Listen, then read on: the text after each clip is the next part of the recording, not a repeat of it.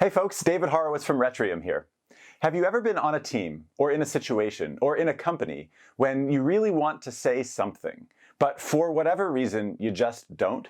Maybe it's because you don't trust the person in the room completely, or maybe it's because you think you have an unpopular opinion and you're just a little nervous sharing it, or maybe it's because you're new to the organization and you're just not quite sure whether it's okay culturally to share what you're thinking.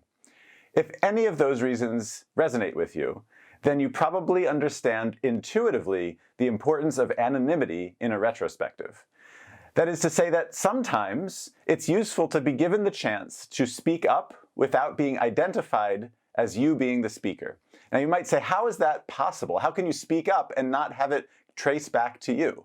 And that's where, as a facilitator of a retrospective, sometimes giving people the chance to pause and write down their ideas instead of speaking their ideas can be really helpful. Because if people are writing down their ideas on sticky notes and submitting them in, especially on a digital tool where you can't even detect handwriting, you can truly empower teams via anonymity to say what they really believe. And that has incredible power.